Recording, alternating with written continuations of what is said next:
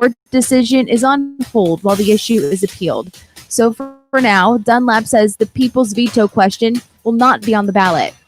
There's no word on when the High Court will make a final ruling. If Maine does use ranked choice voting for the presidential election, it would be the first state ever to do so.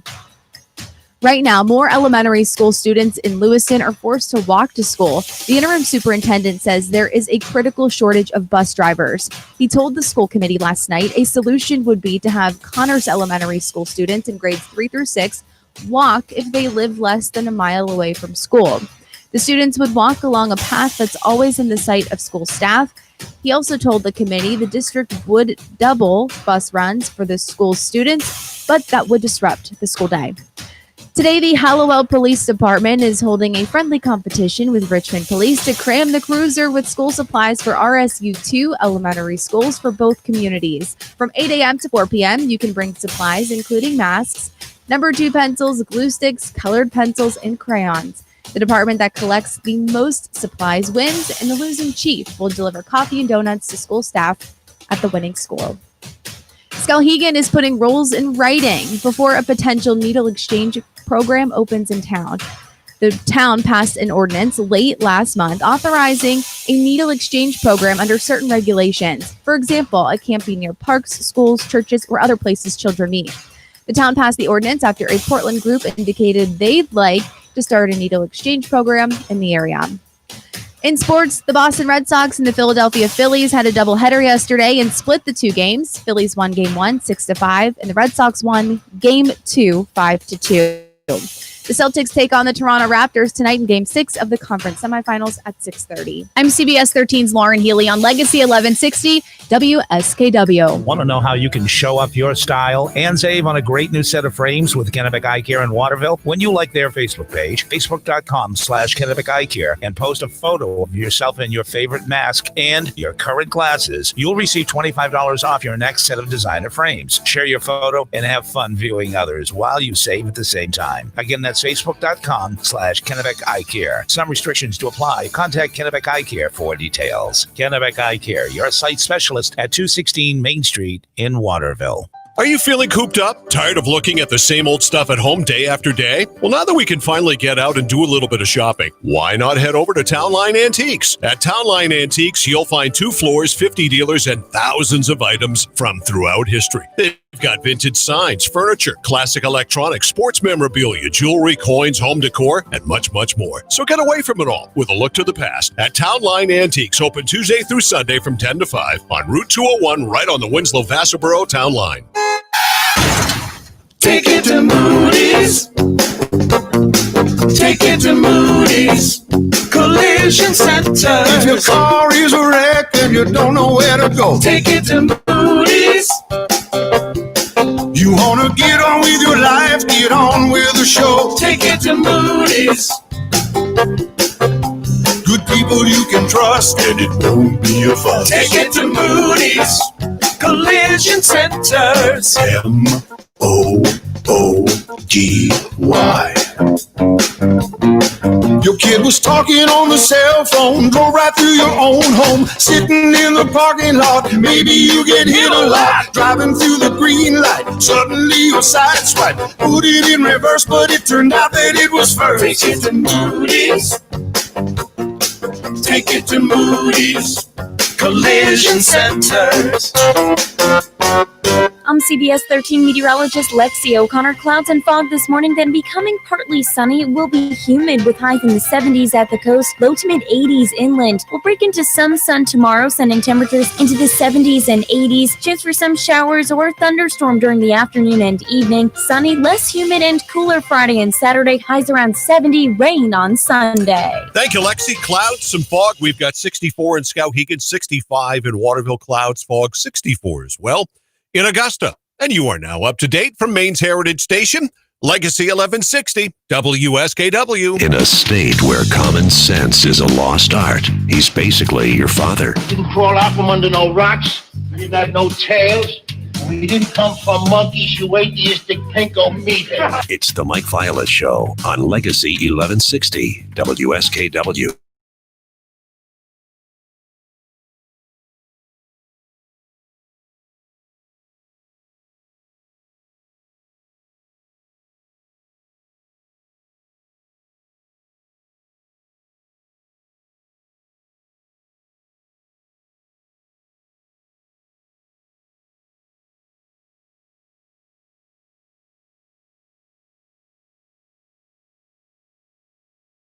Good morning, Facebookers, brought to you by Moody's.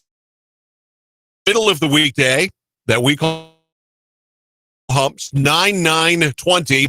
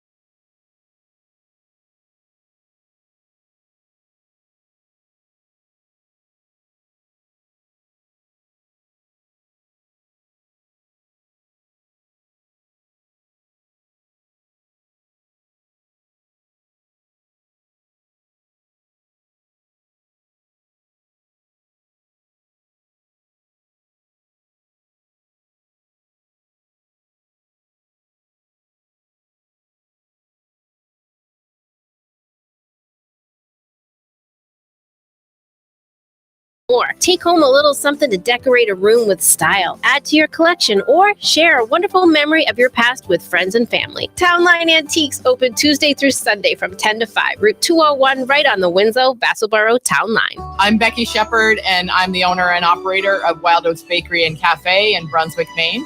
We've been here for 29 years. In the past, I crossed party lines to vote for Susan Collins, but Susan is not the same Susan that we sent to Washington. When I watch her defend Donald Trump and give excuses for her votes, I feel like she now just plays a political game. I don't feel she's as accessible to people. Right now, we have so much division and negativity in this country. I want a senator who's going to be there for me. Sarah Gideon is who I'm looking for. I think she very much understands the challenges that we face. She's put herself out there to get things done for Maine. I also believe she'll work well across the aisle, and we need that so desperately. I think Sarah Gideon is going to do an amazing job when we get her there. I'm Sarah Gideon, running for U.S. Senate, and I approve this message. Paid for by Sarah Gideon for Maine. Take it to Moody's. Take it to Moody's Collision Center. If your car is a wreck and you don't know where to go, Take it to Moody's. You wanna get on with your life, get on with the show. Take it to Moody's. Good people you can trust, and it won't be a fuss. Take it to Moody's Collision Centers. MOOGY. Your kid was talking on the cell phone, drove right through your own home, sitting in the parking lot. Maybe you get hit a lot, driving through the green light. Suddenly your side swipe, put it in reverse, but it turned out that it was first. Take it to Moody's.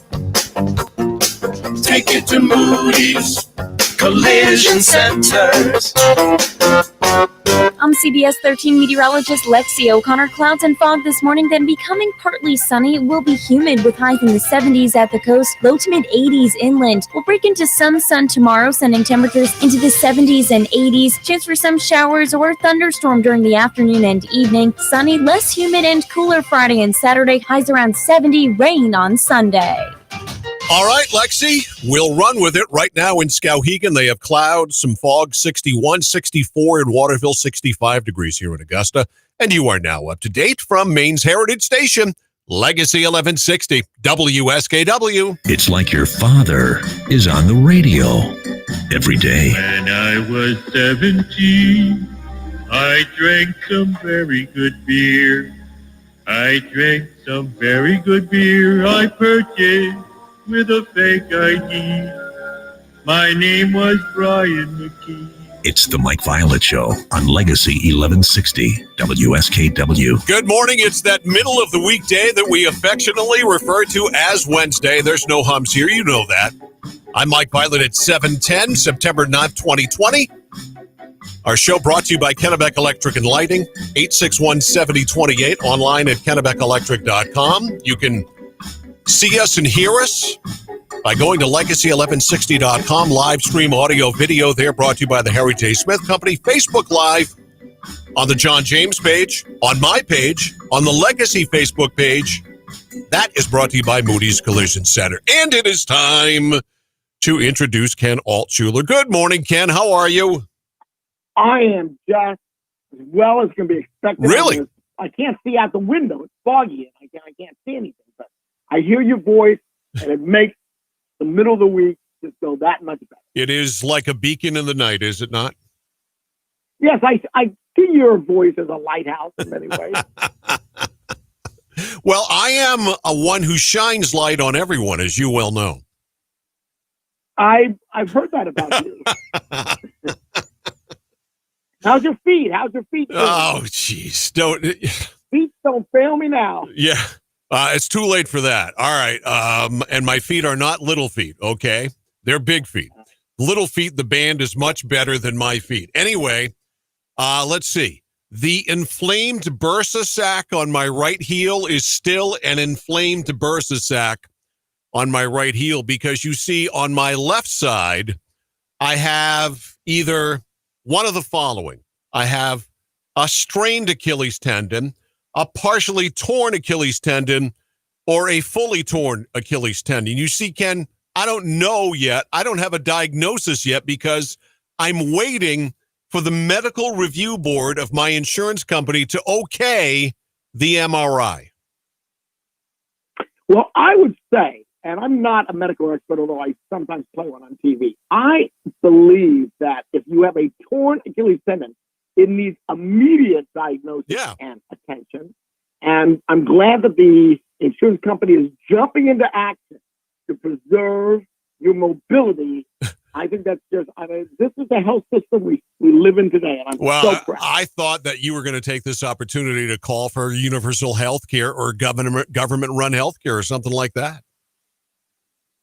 You know, I have mixed feelings about universal health care. I think there should be a combination of universal health care and private health care. I'm not sure the Canadian experience and the Great Britain experience is that great. But then again, let's not forget how much money the insurance companies make in the United States of America. This is not, capitalism is great, but healthcare is pretty important.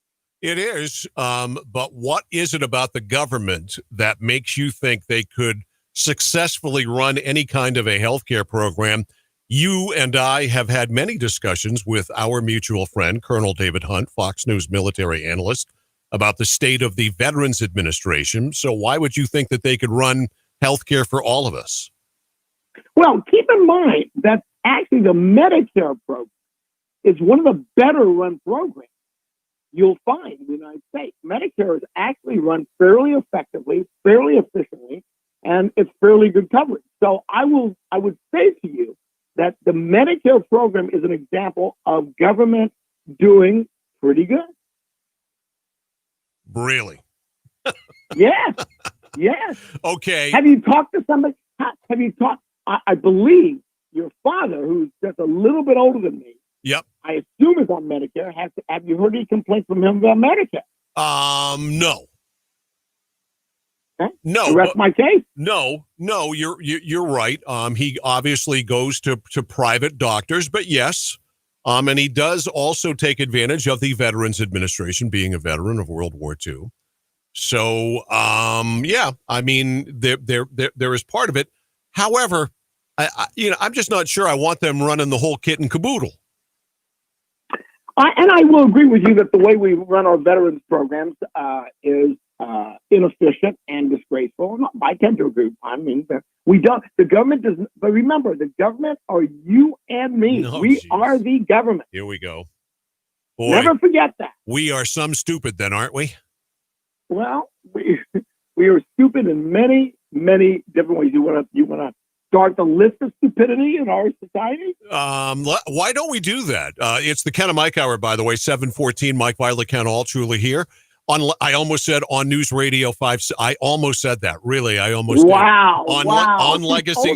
It's only been 4 years since I've said that. On Legacy 1160 WSKW. So, speaking of stupid, let's talk about ranked choice voting, shall we? Because it's like every bad penny ever is back, sort of, because the Supremes, I don't understand the ruling yesterday. They ruled that the question will go on the ballot, but maybe it won't. I didn't understand it. Did you? Well, I don't want to be critical of the Supreme Court that reviews many of my cases, because, of course, that would be short-sighted. I do think that the analysis was cloudy. Cloudy. Cloudy is good. Cloudy. I think. I think that the Superior Court ruling was flawed.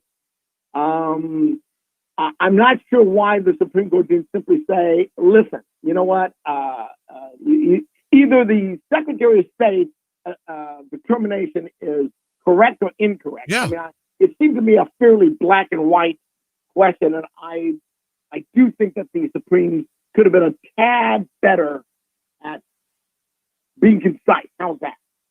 Sure. So let me read what it says in the paper, in the Press Herald story, that the Maine Supreme Judicial Court yesterday blocked a Cumberland County Superior Court ruling that would have allowed a people's veto question on ranked choice voting in the presidential election to go on the November ballot. Tuesday's decision means that Secretary of State Matt Dunlap will prepare ballots that include a ranked choice voting format in the presidential contest, but no veto question. Here's the money part, though. However, it's still not clear whether the system will be used, as the High Court will now rule and consider an appeal of the lower court's ruling on the issue. So, Ken, when you say cloudy, you mean like mostly cloudy with a really good chance of showers. Well, let me shine some light on. So, what the Supreme Court really said was, we're going to review the Superior Court judge's decision, but until we do that, we're putting it on hold. So his decision is not valid until we say it is. Now, by the way, that does kind of send a message that perhaps they have some issues with that decision, right? I mean, if the Supreme Court really thought that the decision was correct, they could have just as easily said that decision will continue to be law until we say otherwise. Instead, they said, no, we're going to say that decision until we, and by the way, there's no deadline for when they have to make that decision. They can make that decision on November 4th, 5th. Yeah. So basically, if you're reading between the lines, which I am doing, I'm saying that they think that perhaps the Superior Court judge's ruling was incorrect. So therefore, ranked choice voting will take place, and the ranked choice voting referendum question at this point will not be on the ballot because Matt Dunlap has to send these to the printer today. So we've got the dynamics of reading between the lines of legalese. We've got the dynamics of Staples having to get the ballot so they can print it up, or whomever's going to be the printer here by the end of the day today. We don't know who's doing what, but don't you love the law, Ken? I thought the law was black and white, but it really isn't, is it? No. There's lots of gray in law and law decisions. It's why it's so much fun to be a lawyer, because you really don't know if you're coming or going, or if what was true yesterday is going to be true today. That's why when the Supreme Court changes its configuration, law that was settled may no longer be settled because you have new judges who said, no, the people before us were wrong, of course. Yeah, so it's settled until you get a new person on the court who thinks it's not settled. By the way, why does it take so long to print ballots? I mean, I've gone to, the Kinko's and Staples. And Kinko's? Where's there a Kinko's, man? Well, all right, I'm showing my age. Staples, yes. Kinko's, I don't know if there's a Kinko's around anymore. Well, when there was a Kinko's, they were very efficient. I have brought, speaking of legal, I brought legal briefs, and I have many legal briefs. I brought my legal briefs for printing at various printers and copiers, and they tend to be able to get it out, like in 24 hours. So by the way, I'm not exactly sure why it takes so long to get ballots. By the way, I just Googled a Kinko's near me, and apparently there are Kinko's in the FedEx shipping locations. You can do them there, I guess. I guess. So the presidential election will be ranked choice voting. Can we all agree on that that's going to happen? That is going to happen. Yeah.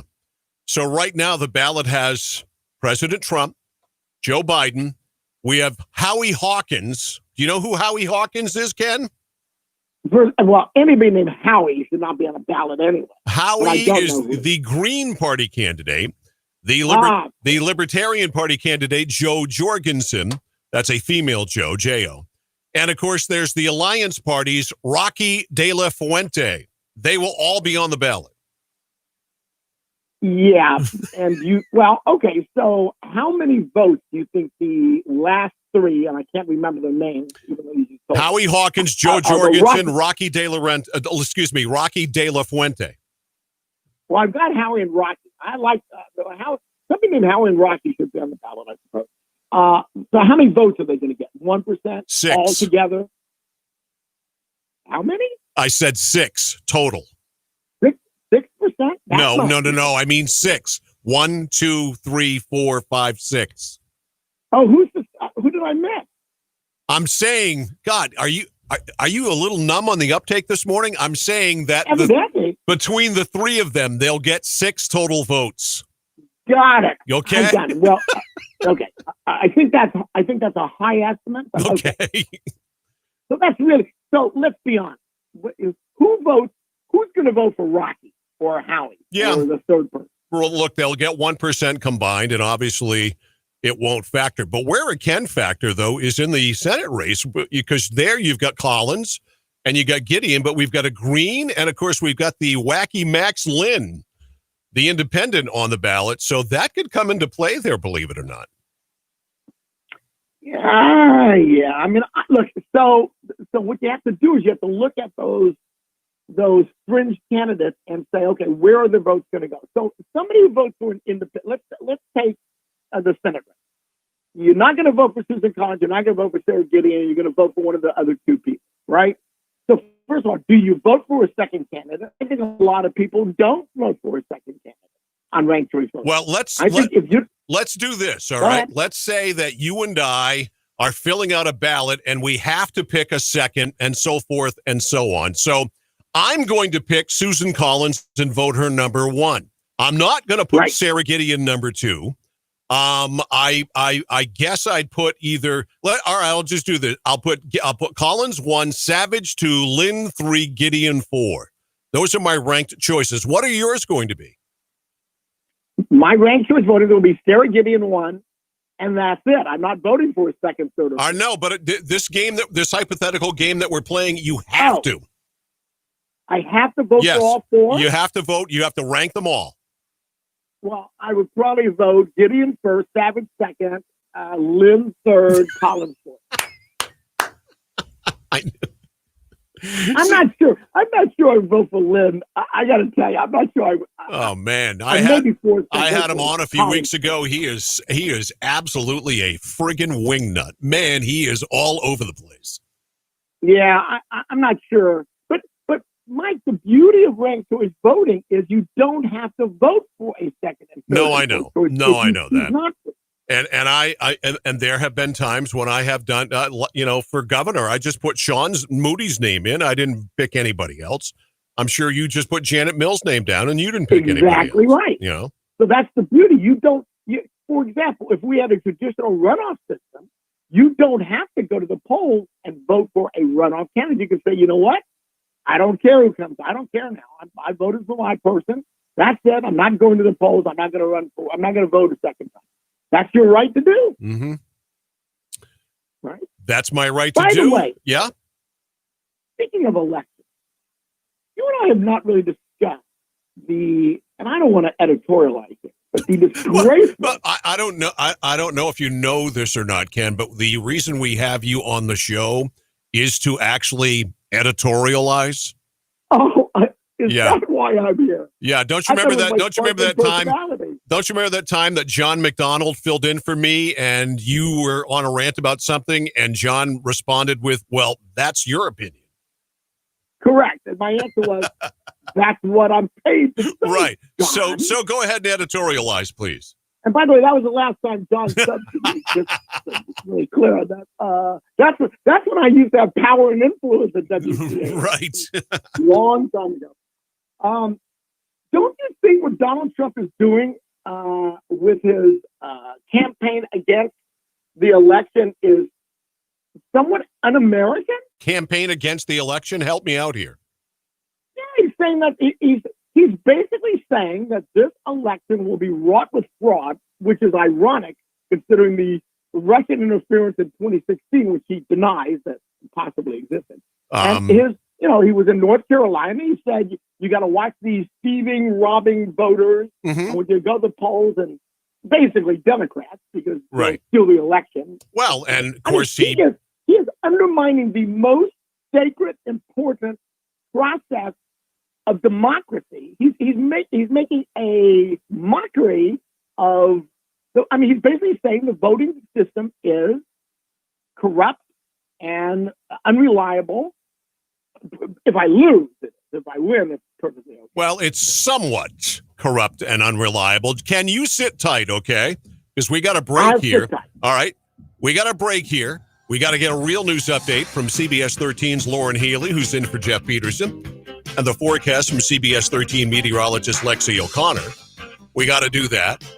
We will expand more on what Ken just brought up about the voting process and about what the president had to say about it last night in North Carolina. But first, though, before we do that, it's time for the infuriating new feature on the Mike Violet Show. That is every weekday at 7:20 and 8:50. It's Swing Hard, Turn Left with Ethan Strimling. Trump boat parade results in 5 ships being at the bottom of a lake in Texas? Oh, baby, do these metaphors write themselves or what? This is Ethan Strimling with Swing Hard, Turn Left. Look, before anybody accuses me of being callous and having a dark heart, I feel terrible for these people. They've lost tens of thousands of dollars worth of boats. I hope they all had insurance. I hope the insurance companies pay through the nose. Look, if they were willing to insure these knuckleheads, then it ought to come out of their checkbook. But honestly, how good is this?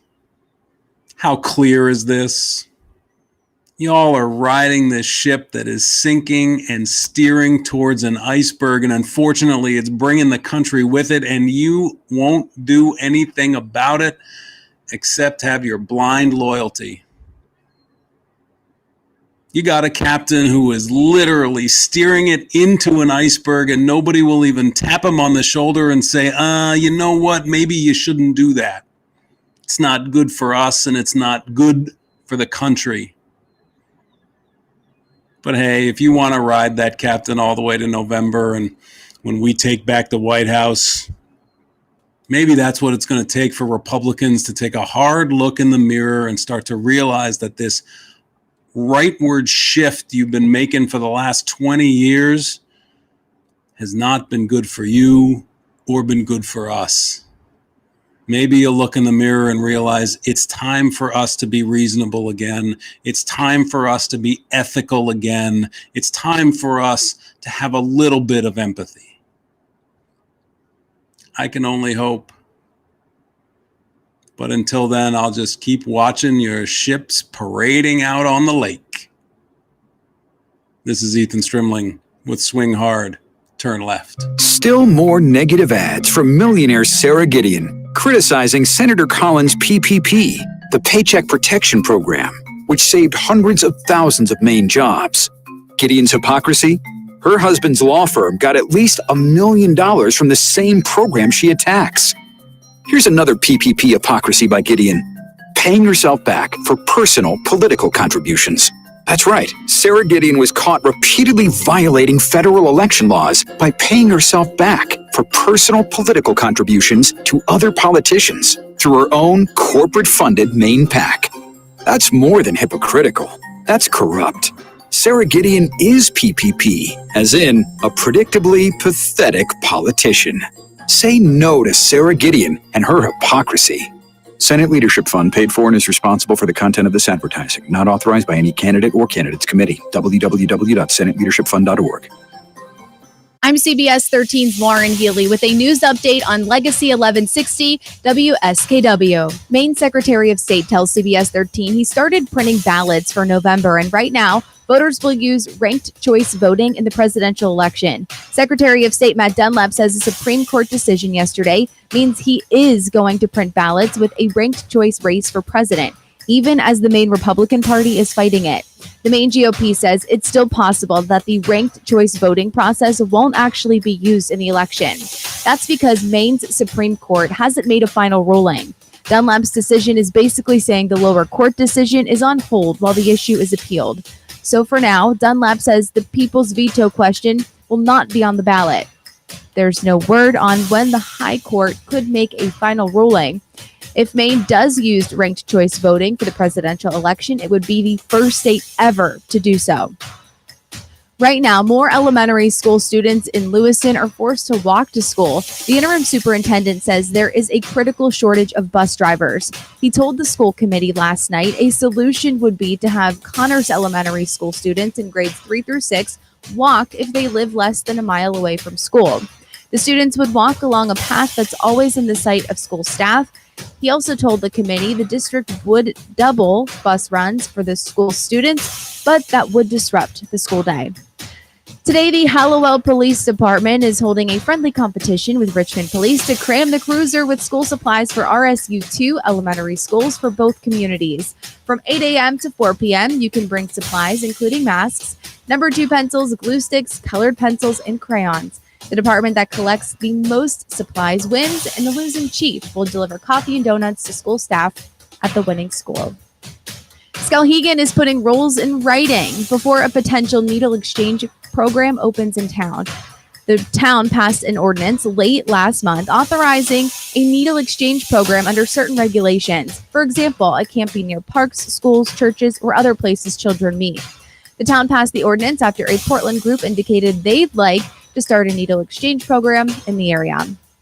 In sports, the Boston Red Sox and the Philadelphia Phillies had a doubleheader yesterday and split the 2 games. Phillies won Game 1, 6-5, and the Red Sox won Game 2, 5-2. The Celtics take on the Toronto Raptors tonight in Game 6 of the conference semifinals at 6:30. I'm CBS 13's Lauren Healy on Legacy 1160 WSKW. Were you thinking of enrolling at Kennebec Valley Community College this fall, but now worry it's too late? Hi, I'm Nicole, a student in the mental health program at KVCC. And do I have some good news for you? KVCC has a Flex Start semester beginning September 21st that offers high-demand classes delivered in both hybrid and online formats. Flex Start offers students the opportunity to begin taking college classes without delaying another semester. New students can complete classes required in nearly every major, and students already attending can add a class to their fall schedule. At only $96 per credit, tuition at KVCC is the lowest in New England. Students who enroll during Flex Start are also eligible to apply for financial aid. Don't let the opportunity to attend KVCC pass you by. Flex Start classes begin September 21st. For more information, go to kvcc.me.edu or call 453-KVCC today.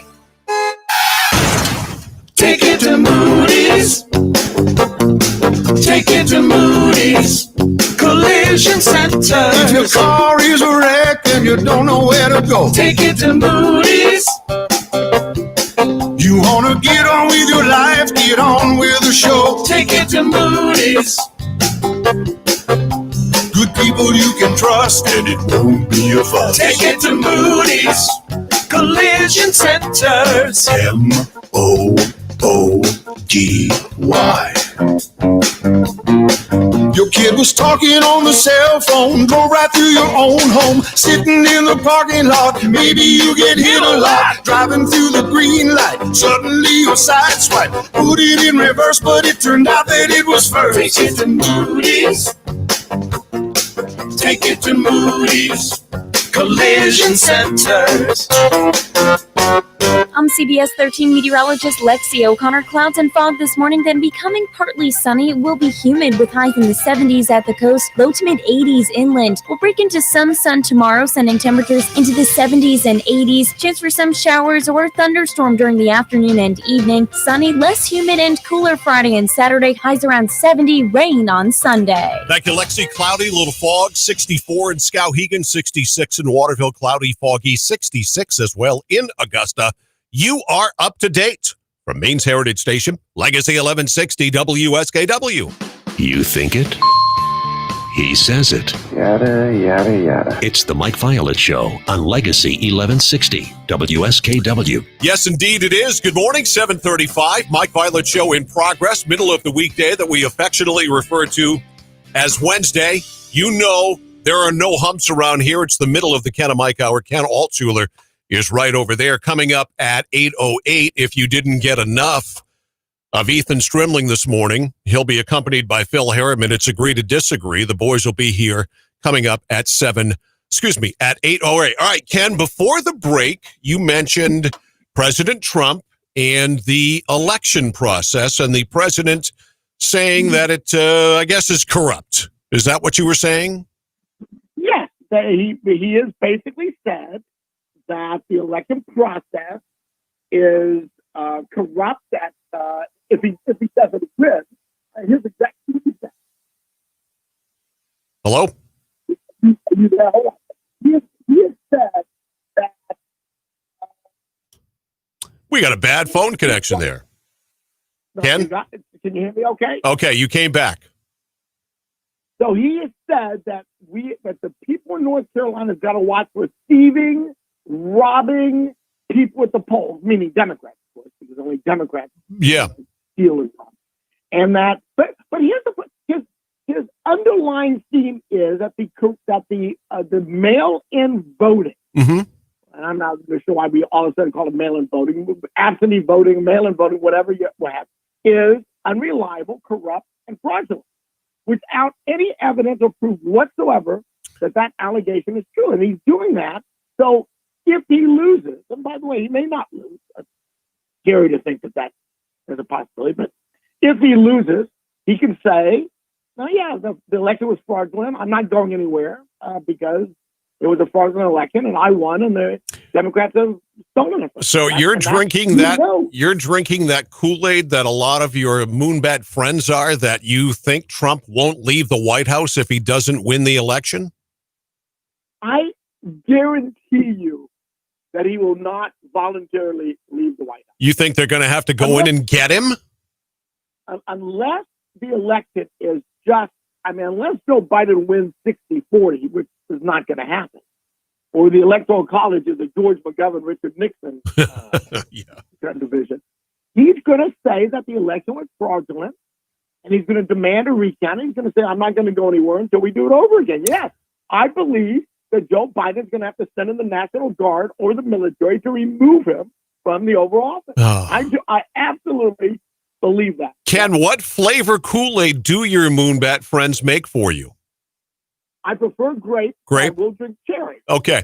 I actually have some sound from President Trump's appearance in North Carolina last night. Let's listen. Hold on here. It's going to start playing any minute. I swear. Pretty soon, it'll play. I'm waiting. If sleepy Joe Biden takes power, the economy will collapse. He won't even know the difference. How's the economy? Not good, sir. We're in a depression. Oh, we are? What's that? But wait, there's more about voting. It's coming, I promise. It'll play here eventually. 3, 2, 1, go. Mr. President. Melania? Make sure you send the ballot in and then go to your polling place and make sure it counts. Make sure it counts. Because the only way they can win is by doing very bad things. Is that true, Ken? The only way your side can win is by doing very bad things? Well, that's exactly how Donald Trump won in 2016, by having an insane FBI director, who should have been, by the way, tried and executed for treason, basically torpedo Hillary Clinton's campaign. Not that Hillary ran a good campaign, because she did not. But no, I think that Donald Trump could legitimately win this election. But I think Joe Biden can legitimately win this election. It's going to come down, as always, to 5 to 6 states in the Electoral College. I think it's going to come down to states like Wisconsin, Michigan, Minnesota is in play, which is bizarre. Florida, North Carolina. Those are going to be the swing states. Those are the states that Donald Trump. Look, I think that the Russians interfered in the 2016 election, and I think James Comey helped Donald Trump, whether he meant to or not. But I think Donald Trump won the election through the Electoral College, and he got elected. I don't think there's enough fraud to question that. But I think that Joe Biden can legitimately win the election, and I'm hoping he does legitimately win the election, and he should legitimately win the election. But a lot of things can happen in October, you know. You know, since we got back together here a few months ago, I don't think I've asked you this. Are you part of the lefty mantra of abolishing the Electoral College? You know, that's a very good question. That's why I asked it. Very good question. I think that the Electoral College was developed, it was basically an elitist tool to make sure that if the American public did something stupid, the government or the people in charge of the government could prevent that from happening. So it is kind of an elitist tool to keep those who, the golden rule, those who are the gold making the rule. It does give smaller states more say and more power. There is a part of me that believes majority rules. And so tally up everybody who votes for Hillary Clinton, everybody who votes for Donald Trump, and whoever gets most votes win. There is something to be said for that being the proper way of proceeding. I would not be dismayed if we had no electoral college. I would not be dismayed if we kept the electoral college. I'm kind of neutral. It's the Ken and Mike Hour. We do it every week here, every Wednesday, every middle of the weekday that we call Wednesday from 7 until 8 o'clock. So Kamala Harris and Joe Biden have both gone to Wisconsin, and they met with the Blake family, Jacob Blake. They talked to him by phone. They met with the parents, and they met with the family. Actually, Kamala Harris yesterday had this to say about the meeting. Let's listen. To express concern for their, well-being, and of course for their brother and their son's well-being, and to let them know that they have support. Now I bring this up, Ken, because I find it really interesting that they both have gone to see Mr. Blake and his family, and this guy sexually abused his wife, and she says he raped her, stole her car, violated a protection from abuse order. I don't understand. And of course, the father is an acknowledged anti-Semite. He hates your kind, Ken. He hates your Jewish carcass. It's on his Facebook page. Well, how do they go? Why do they go and heap praise on this family? This is an all-time low of pandering, even for Kamala Harris and Joe Biden. Well, but pander, no different than Donald Trump talking about the person on the right who gunned down, who got killed on the West Coast. I mean, look, pandering is what politicians do. Nobody would have assumed that this guy was a fine, upstanding citizen. But even those things he did doesn't mean that he should have been shot 7 times in the back and killed. Does it? If he had a weapon, I'm okay with him getting shot. Well, but you saw the video. Did you think that those police officers were in any kind of threat whatsoever? Maybe they weren't. Maybe people in the car were, considering there was a PFA on this guy regarding that woman in the car, and he did have a weapon. Yeah. Look, you know what?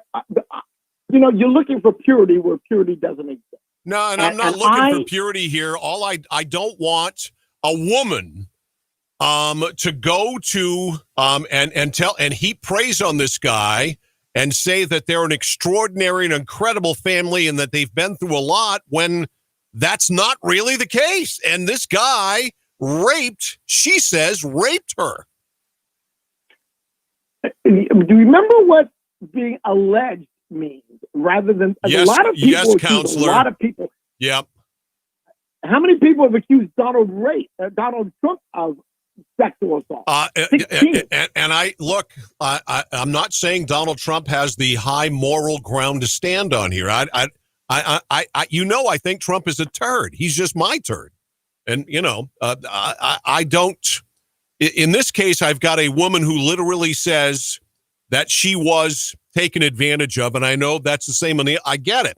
Bill Clinton, we could go through a list, but I'd like to keep it at the here and now. Why does this help them? Is this going to make people vote for Kamala Harris and Joe Biden more because they went there and played kissy face with this guy?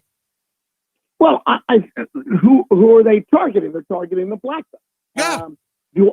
Do I think Donald Trump is going to make inroads of black voters in this election? I do not. I don't think, and Joe Biden obviously made some stupid comments that could, but I don't think the average African American voter is going to vote for Donald Trump. So do I think it's necessary to patronize or cater this particular person? Probably not. But if you're gonna wear the mantle of Black Lives Matter, then you go where the Black Lives Matter mantra is waving its flag, and that is where they're going. I mean, it's not surprising you. And Donald Trump will do the same thing on the opposite end because that's what Donald Trump does, right? Yeah. It's where we are.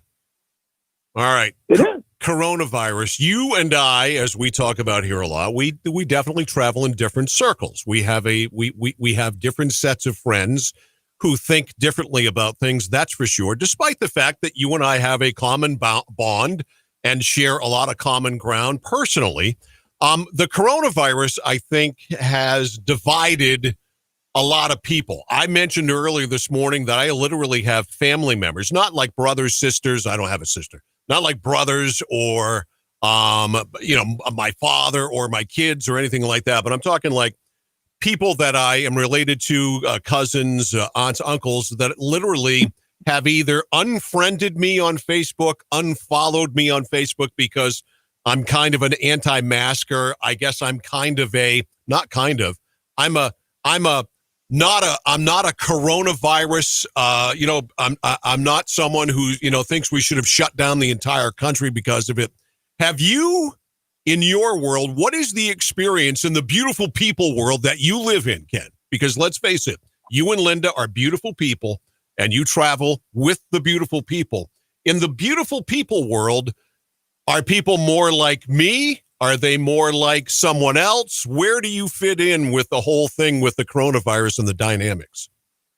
Well, it's not going to surprise you that being a mavericky kind of person, I don't fit in that round hole very well. I'm kind of a square peg. I'm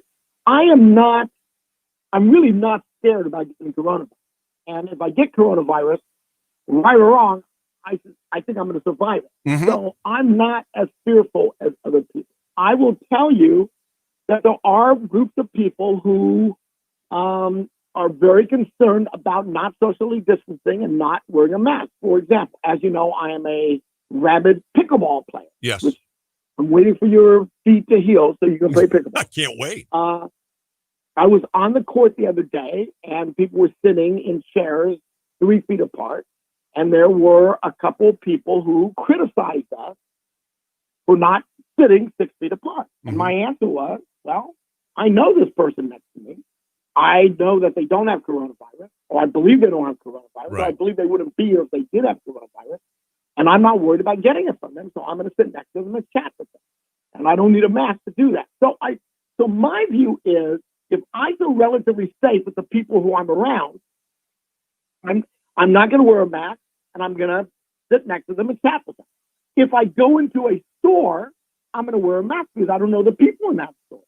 If they have outdoor dining at a restaurant, I'll eat outside. I've eaten inside, and I'll just sit at the table. And I obviously, it's very hard to eat with a mask on. Yes, so it I do is. take my mask. So I will tell you that I think with the classic beautiful people Mm-hmm. are more attentive and adherent to social distancing and mask wear.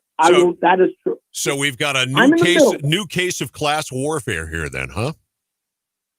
Well, look, I know some people like you, which I characterize as white trash, who wear masks. I'm kidding, of course. Wear masks and socially distance. It's not the worst thing I've ever been called. I can tell you that. You know, I don't think. I know you're white. I love it. So I do think I'm not sure it's much class warfare as you portray, because I know people who walk in my circles who don't wear masks. And for example, I have a group where every October we have a group of people who go to Hilton Head for a week to play golf and play pickleball. We're not going because Linda doesn't feel particularly safe traveling, but 5 of the 7 couples are going to Hilton Head. Yeah. And they're beautiful people. They're not scared and they're going to go. And so I think there's a different degrees of concern and fear and protection. I think that wearing a mask and socially distancing is a minor inconvenience until this thing is through. And if we don't get a vaccination in January, February, I think that people's behavior will change. But I think that's a critical element of it. The death toll here in the U.S. is getting close to 200,000, but even so, Ken, that is 0.055% of the population. That's 0.055. We're having this tremendous debate about this thing. We have been now for 6 months for 0.055. I don't know how much of a numbers guy you are.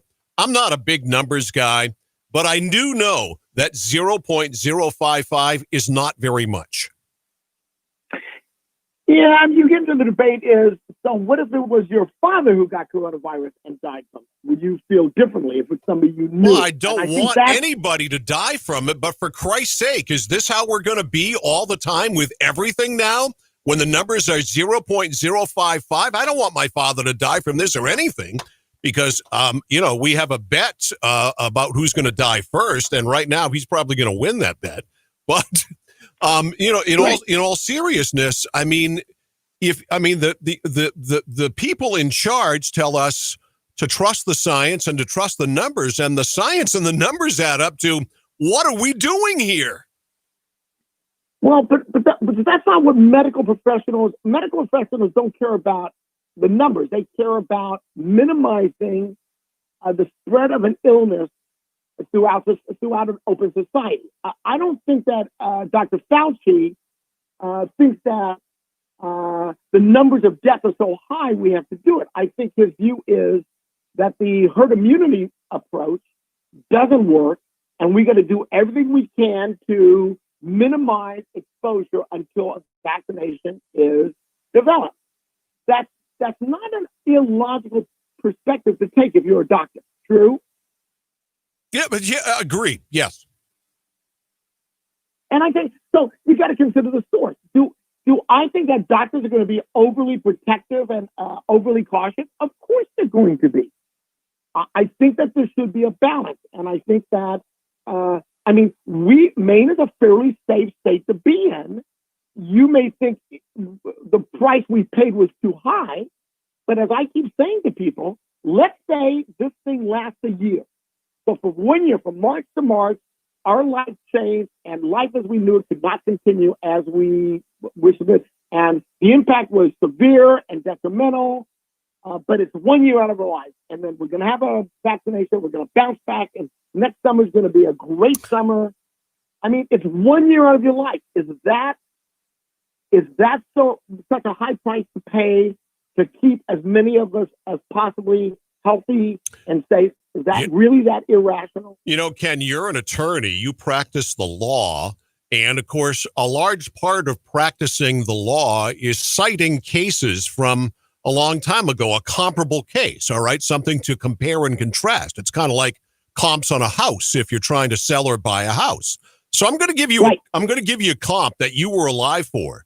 The Hong Kong flu from 68 to 70. Yeah. Those were your end of your high school and your first year at Michigan, right? 68 to 70. So that's correct. Do you remember the Hong Kong flu? I do not. All right. The Hong Kong flu, we had it here in America. It was the pandemic of its time. It killed 100,000 people. That's 0.05% of the population. Now, I was 8 to 10 years old from 68 to 70. I actually do remember a little bit of this. And one thing I remember is nothing changed. We lived our lives. So here we are. We have the exact same number virtually here in coronavirus times, and yet we have ruined the economy. We have made what I think is a mountain out of a molehill. I just want to play the comp game with you, and why doesn't it matter here? Well, we live in a different age. I don't know if you know this, but MySpace didn't exist in 1968. And so you have worldwide. You sound like Bill Belichick there. Well, that's true. And so we live in a different age and a different time, and mass communication was different in 68 than it is now. So the difference is that we knew things now that we didn't know then, and so it was easier to be prepared for this pandemic that was coming. It's a different time.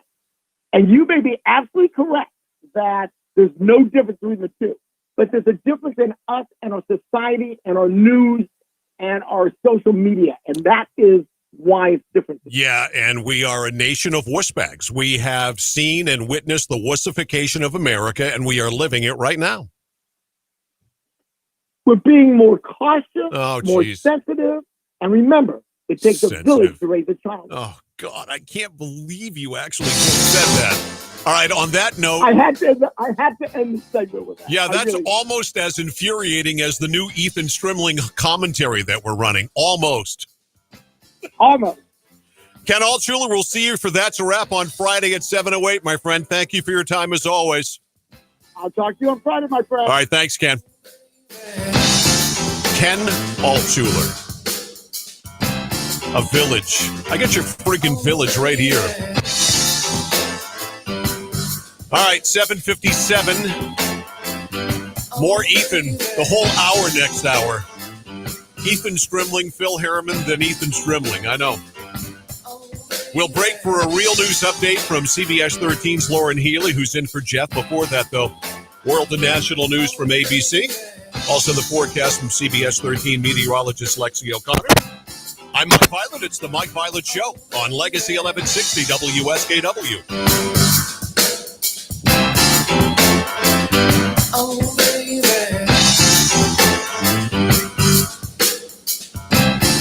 If quality and reliability for all of your home heating and cooling needs is important to you, then choose Bob's Cash Fuel in Madison. Starting out with just one truck for deliveries in 1981, they've continued to grow to a locally owned and operated full-service company offering experience and a staff of trusted and loyal professionals. Bob's Cash Fuel offers heating oil, kerosene, diesel, gasoline, propane, and 24-hour emergency service for heating and cooling. And now with their new app, you can order fuel right from your phone, check account information and delivery status, make a payment, and more. Download the app at the App Store today. Bob's Cash Fuel also offers emergency oil and propane delivery to all of their customers. And if you're looking for a new boiler that can give you all of the hot water that you need and reduce your heating fuel costs by up to 40%, then check out the System 2000 from Bob's Cash Fuel in Madison. To heat or cool, and propane too, call Bob's Cash Fuel. Bob's Cash Fuel, Route 148 in Madison, your System 2000 premier dealer.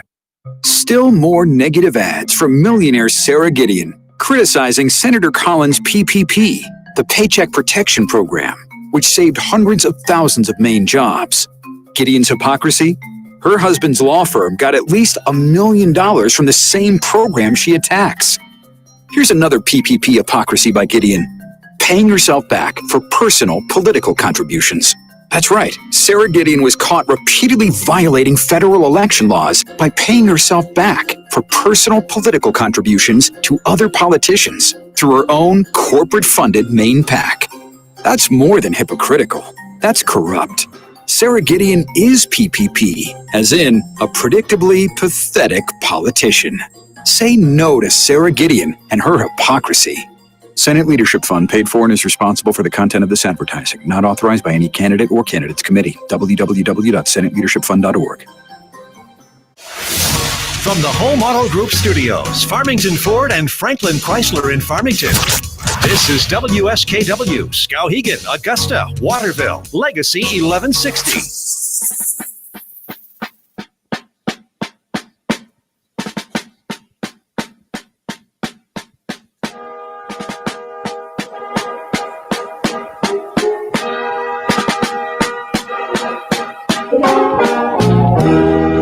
Beautiful, our heroes proved in liberating strife.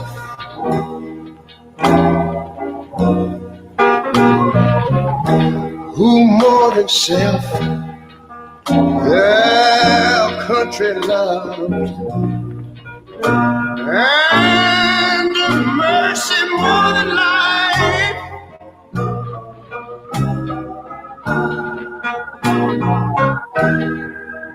America, America, make God thy gold refined, till all success be nobleness, and every gain divine. And you know, when I was in school, we used to sing it something like this. Listen here. Oh, beautiful, far spacious skies, far amber waves of grain,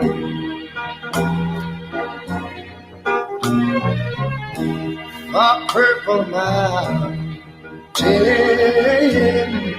majesties, over the fruited plain. But now wait a minute, I'm talking about America, sweet America. You know, God done shed his grace on thee. He gave me crown like good. Yes, he did. Heavy brotherhood from sea to shining sea. You know, I wish I had somebody to help me sing this. America, I love you, America. You see, my God, he done shed his face on thee. You ought to love him for it, because he crowned that good. He told me he would. Every brotherhood from sea to shining sea. Oh, Lord. I thank you, Lord.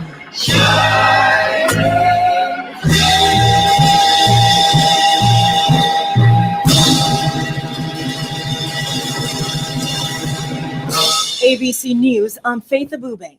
Firefighters still trying to get control of at least 200 large wildfires that are burning across the West right now.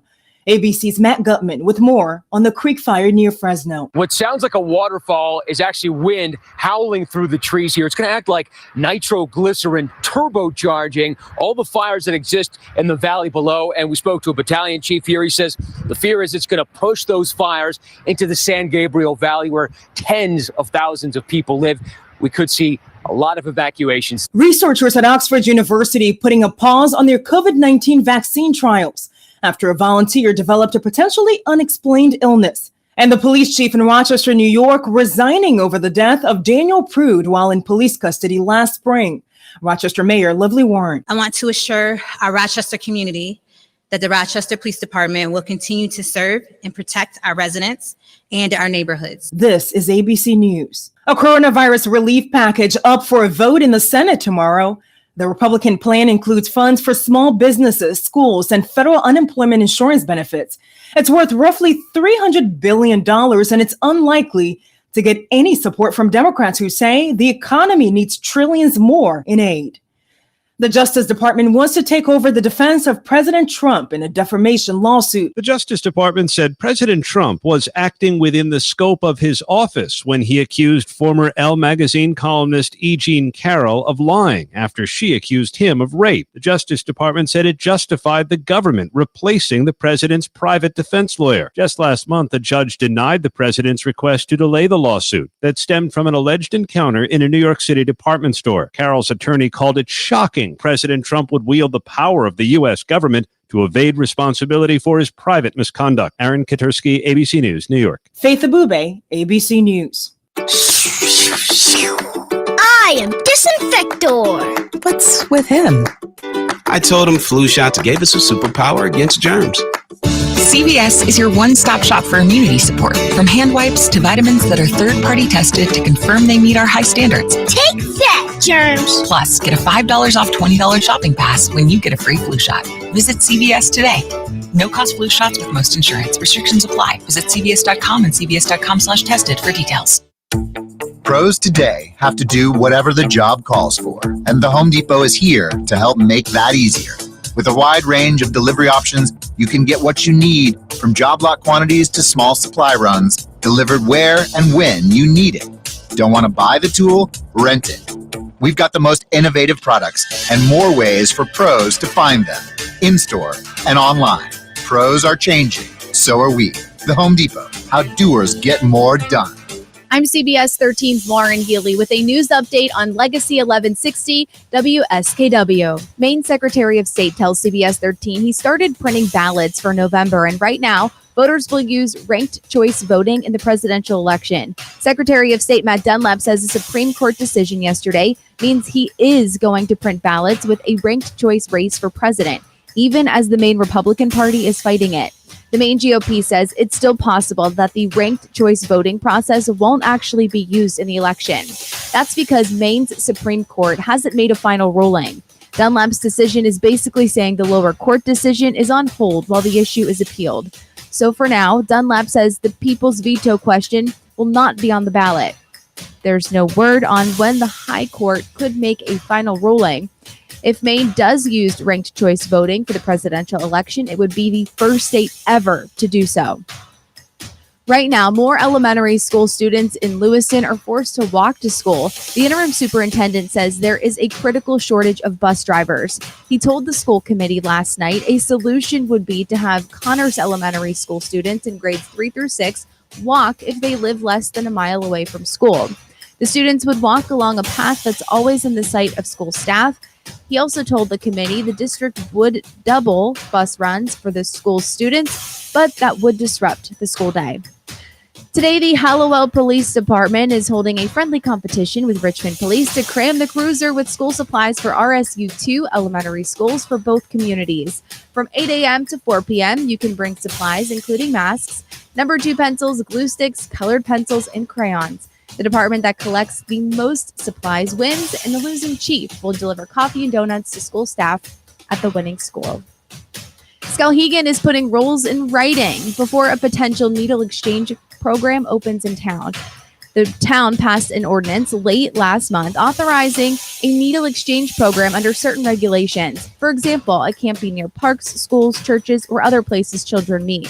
The town passed the ordinance after a Portland group indicated they'd like to start a needle exchange program in the area. In sports, the Boston Red Sox and the Philadelphia Phillies had a doubleheader yesterday and split the two games. Phillies won game 1, 6-5, and the Red Sox won game 2, 5-2. The Celtics take on the Toronto Raptors tonight in game 6 of the conference semifinals at 6:30. I'm CBS 13's Lauren Healy on Legacy 1160 WSKW. I'm Becky Shepard, and I'm the owner and operator of Wild Oats Bakery and Cafe in Brunswick, Maine. We've been here for 29 years.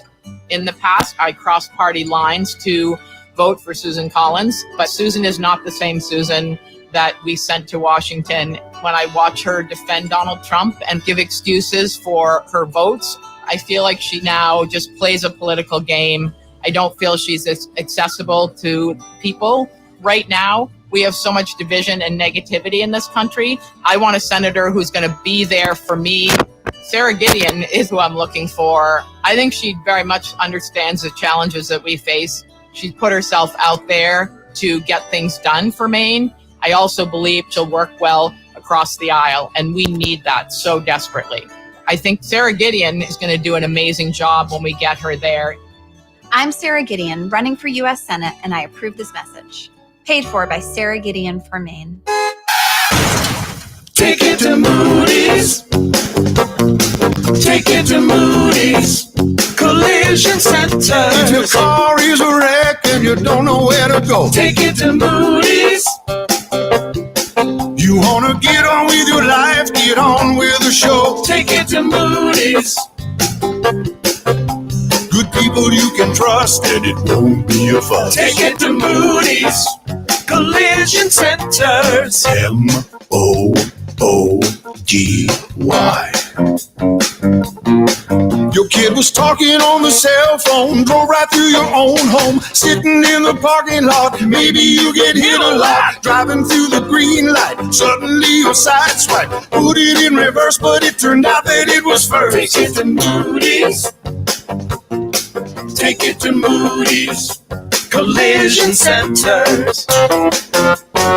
I'm CBS 13 meteorologist Lexi O'Connor. Clouds and fog this morning, then becoming partly sunny. It will be humid with highs in the 70s at the coast, low to mid 80s inland. We'll break into some sun tomorrow, sending temperatures into the 70s and 80s. Chance for some showers or thunderstorm during the afternoon and evening. Sunny, less humid and cooler Friday and Saturday. Highs around 70, rain on Sunday. Kind of gray out there. 65 cloudy in Skowhegan, 64 with clouds, some fog in Waterville, 66 degrees, clouds and fog in Augusta. You are up to date from Maine's Heritage Station, Legacy 1160, WSKW. There's fire and ice, oil and water, black and white, Republican and Democrat. Phil Harriman and Ethan Strimling will agree to disagree. Thank you very much. It's Agree to Disagree on the Mike Violet Show on Legacy 1160, WSKW. It is that middle of the weekday that we affectionately refer to as Wednesday. It is 8:11. It is time for fire and ice, oil and vinegar, oil and water, black and white, gray, whatever.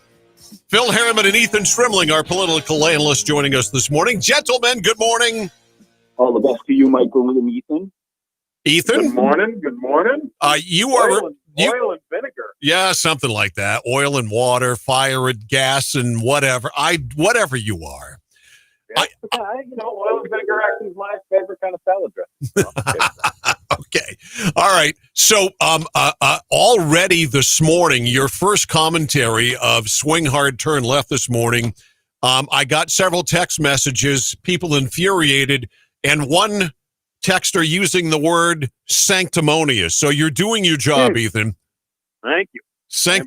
Sanctimonious, something Phil Harriman will never be accused of being. Right, Phil?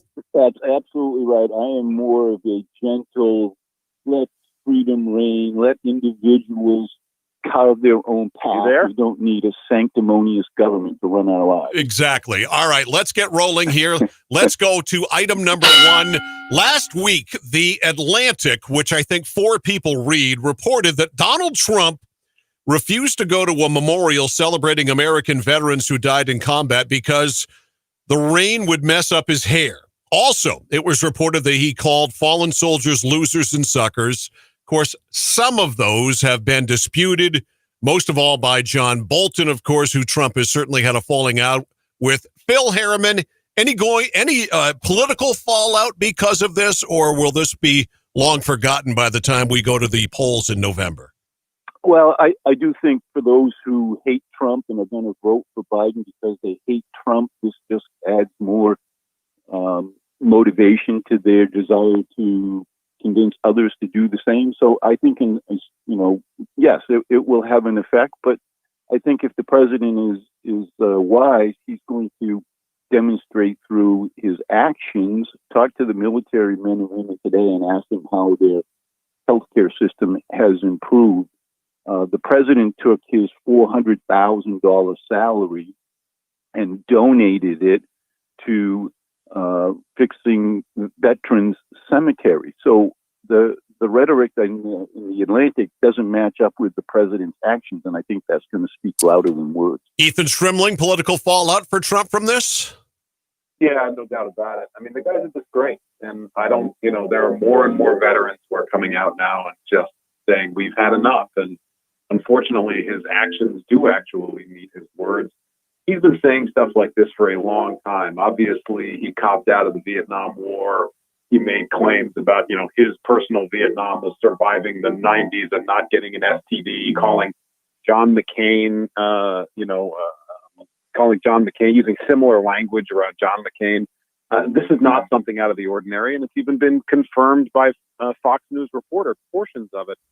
And, this is continuing to erode. And I don't know how anybody forgets. Look, he can give some of his salary to the military. All that's great. To you and me, that's like us giving, $50 or something.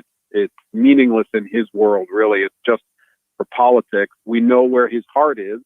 And where his heart is with himself and his selfish actions. And he can't understand how other people would sacrifice their lives for our country, and it's disgraceful.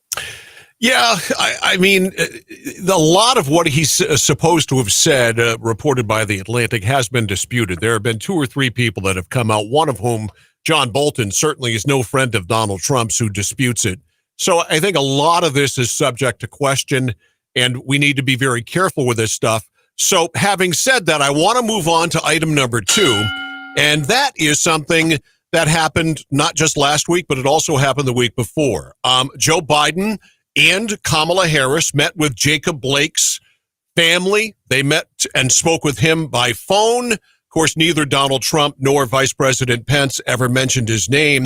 I have a quote here, actually a piece of sound here from Kamala Harris. Let's listen to this. To express concern for their, well-being, and of course for their brother and their son's well-being, and to let them know that they have support.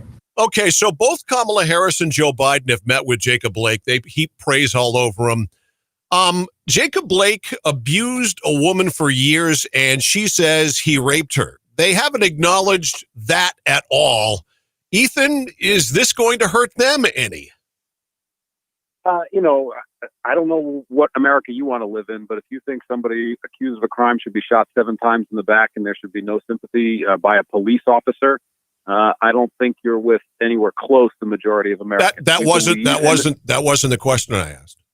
Well, I understand, but you're insinuating that somehow or another they shouldn't have empathy or shouldn't be speaking to the family simply because somebody was accused of a crime. I think if you're Kamala Harris and Joe Biden, you should pick your spots better and not meet with a turd like this. Well, again, you're saying the same thing over and over again. And my response is, of course, you should have empathy. Look, police violence in this country, we understand, has got to be dealt with. It has got to be confronted. Nobody believes that we should be living in an America where you can kneel on somebody's neck and kill them, or you can shoot somebody 7 times in the back, regardless, when you are in police custody or when you are being arrested, or, if you are not a threat to somebody else's life, a police officer should not attempt to murder you. And that is what happened. And it's actually the disgrace here is that neither Trump nor Pence are in any way not even willing to say the person's name, not even say his name. That is not how you heal a country. I know we can heal a country is you sit down and you're willing to understand. And look, they've been endorsed by the police union. I get it very much.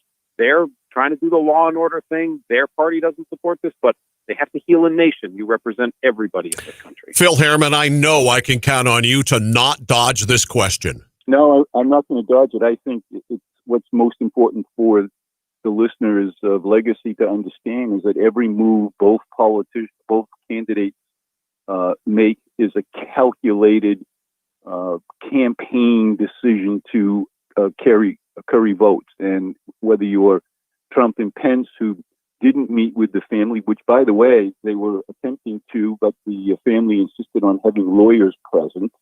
And the president and Pence focused on making the streets safe again and getting people out of fear that their businesses are going to be looted.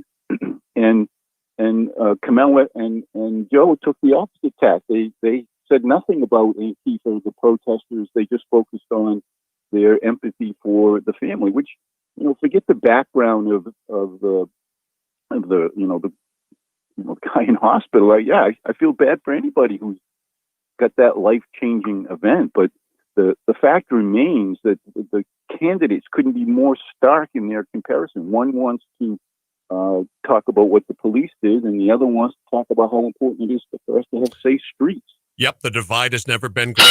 Well, let me wait a minute. Wait a second before you go on, because it's simply not true that Joe Biden did not talk about the violence in that city. That is simply a false statement. Joe Biden has done both. He has talked about the violence, condemned the violence, and he has spoken to the family. That is how you heal a country. That is what Trump is unable and incapable of doing, or unwilling. Maybe he's able, I don't know, but he's unwilling. The pandemic is that the president has no intercourse whatsoever with the rest of the world. Okay, let's move on to our next topic here this morning, one that simply won't go away. It's like a bad penny. It's ranked choice voting. The Supreme Court ruling that ranked choice voting is going to be used in the November presidential election, although they have not yet ruled on whether the people's veto can go forward. I had an attorney on this program last hour. You might know him. His name is Ken Altshuler. He said, Ethan, that the law is cloudy sometimes. I would say it's mostly cloudy with a major chance of showers here. Is it when you say a bad penny that won't go away? Are you referring to Matt Dunlop, or are you referring to? Yeah, don't get me started on Matt. I love him, but hey, jeez. Of course. Look, I don't quite get why the Supreme Court is taking its time. It's clear they don't have enough signatures. The bottom line, not to get too far in the weeds, is there were almost 1,000 signatures that were gathered by people who were not registered in the town that they were gathering signatures in. That is a fact that both sides agree to. They then registered after that. And all the Supreme Court is determining on that case is it okay to register after you have gathered those signatures? It seems pretty clear that would not be okay, because somebody could just go to any town, get a ton of signatures, and then register. The Constitution's clear. So I believe that in the end, the Supreme Court will come down and they will say, no, the Constitution's clear. These should not be on the ballot. So my estimation, they're taking their time. They made it clear to Matt, print these ballots the way they're going to be printed. Let's move forward, and we will do a more in-depth ruling in the next coming weeks in which we make clear about this constitutional provision. Phil Harriman, a waste of money on these ballots or what? Well, it's a question of when the decision comes down. I think if it was as clear-cut as Ethan is describing it, the Supreme Court could have easily reached that decision. We would be talking about how the Superior Court was overruled by the Supreme Court and end of discussion. Now it's possible that we'll have ranked choice voting determine who wins our electoral college votes for president, and the Supreme Court could subsequently say, yeah, you can go ahead and go forward with this ballot question to remove ranked choice voting, which may happen in a different election. I'm as confused as ever. I know sometimes it doesn't take much, but I'm as confused as ever. All right, let's move on. Next item, 120,000 absentee ballots have been requested, with 71,000 requests by Democrats and 17,000 requested by Republicans.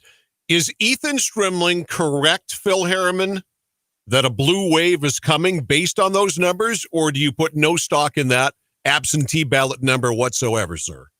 Oh, there's definitely a blue wave coming. The question is it a tsunami or a tropical storm? All we have to do is to go back to the Moody Mills election for governor, and you discovered exactly what happened there was that the Democrats activated the liberal pockets around the state and got people out to vote, and it showed up on election day. And I suspect that momentum that they built for Mills' election as governor has been sustained, and the Republicans need to have a counter effort to balance this out, or there will be a blue wave in Maine. Strimling, you ready to win? Yeah, it's really surprising how, I think Republicans, just putting my analyst hat on, have really messed this one up, because they're beating against absentee voting so hard and mail-in voting that it's stopping their people from getting absentee ballots. And anybody in politics knows it's always better to have a vote in the bank than having to try to work your butt off on election day to get everybody to come out. And usually this is much more even. This is not like, oh, this is how it always happens. It's usually much more even. And so Republicans are making what I think could be an extremely fatal mistake by not pushing their folks to get their absentee ballots. But hey, I hope they keep doing it, because Democrats obviously doing a very good job beating them, 60% to 20%. That's brutal. Next up, Nancy Pelosi and Haircut Gate, Salon Gate. I want you, Ethan Strimling, a guy who puts more mousse in his hair. I mean, you must get it in 55-gallon drums. As a guy who puts a ton of product in his hair, to what lengths during the pandemic have you gone through to get your hair done like Speaker Pelosi? I just go to Cordell, man. Cordell's $25. He just cuts it. It's so easy. They don't shut down the salon or anything. And I don't know how I got this. I don't put anything in my hair, but at least I got some hair to put, to be able to make sure it looks good in the morning. But I put nothing in my hair. What is the implication you're making there about at least who on this panel doesn't have hair? Well, it's a little thinner. You guys are a little thinner. That's all I'm saying. That's all I'm saying. A little thinner, I got a nice head of hair right here. Phil Harriman, rebuttal, please. I just think it's ironic that Nancy Pelosi is claiming that we need to have actually a national policy on wearing masks for everybody but her. and the hypocrisy speaks for itself. And as far as the Harriman household, we are very fortunate that we have a hairstylist in the family, and we've been socially distancing by having our hair done at home. Well, I commend both of you for following proper protocol there, that's for sure. All right, gentlemen, finally this morning, what is coming up in your Bangor Daily News column this week that we should look for? Well, I think it would be wise for people to tune in to Bangor Daily News, News Center Maine, et cetera, are hosting the first Senate debate between Collins, Savage, Gideon, and I forget the fourth Max candidate. Lynn, man. Max Lynn. Yep. Max Lynn. So we're offering a little coaching to the candidates. Oh, you guys you're not on the panel, are you? No, I'm not. Maybe okay, you should be. That would be cool. Yeah. I advocate. That would be fun. No, I we advocate did for that. We did do that a couple of times in one of the Republican. Remember that, Phil? Back, I think it was 2010. We did. We actually threw a couple of questions in the basket. Yeah, Ken and I did that a long time ago. I think for Channel 13 back in the day. It was a lot of fun, gentlemen. We invite people to look for your column, BangorDailyNews.com, or pick up a copy of the Bangor Daily News and find out this and a whole lot more. And of course, speaking of a whole lot more, Swing Hard, Turn Left with Ethan Strimling, if you're not annoyed enough this morning, is coming up at 8:50. Gentlemen, thanks for the time as always. We'll see you next week. Okay. Thanks, guys. Agree to Disagree with Phil Harriman and Ethan Strimling can also be seen every week in the Bangor Daily News and on BangorDailyNews.com. Road to the White House. If sleepy Joe Biden takes power, the economy will collapse. The president campaigning in North Carolina and Florida on Tuesday. Later in posh Jupiter, Florida. Joe Biden's plan would destroy America's middle class while giving a free pass to the world's worst foreign polluters like China, Russia, India, and many others. He then went after Kamala Harris in his harshest terms yet. People don't like her. Nobody likes her. She could never be the first woman president. She could never be. That would be an insult to our country. Mr. Trump putting out the word he's considering spending up to $100 million of his own money on his reelection effort. Joe Biden travels to the Detroit suburb of Warren, Michigan today to lay out his plan to ensure, as the campaign puts it, that the future is made in America by all of America's workers. Richard Cantu, ABC News. Still more negative ads from millionaire Sarah Gideon criticizing Senator Collins' PPP, the Paycheck Protection Program, which saved hundreds of thousands of Maine jobs. Gideon's hypocrisy? Her husband's law firm got at least $1 million from the same program she attacks. Here's another PPP hypocrisy by Gideon: paying yourself back for personal political contributions. That's right, Sarah Gideon was caught repeatedly violating federal election laws by paying herself back for personal political contributions to other politicians through her own corporate-funded Maine PAC. That's more than hypocritical. That's corrupt. Sarah Gideon is PPP, as in a predictably pathetic politician. Say no to Sarah Gideon and her hypocrisy. Senate Leadership Fund paid for and is responsible for the content of this advertising. Not authorized by any candidate or candidates committee. www.senateleadershipfund.org. Take it to Moody's. Take it to Moody's Collision Center. If your car is a wreck and you don't know where to go, take it to Moody's. You want to get on with your life, get on with the show, take it to Moody's. Good people you can trust and it won't be a fuss. Take it to Moody's Collision Centers. MOODY. Your kid was talking on the cell phone, drove right through your own home, sitting in the parking lot. Maybe you get hit a lot, driving through the green light. Suddenly your side swipe, put it in reverse, but it turned out that it was first. Take it to Moody's. Take it to Moody's Collision Centers.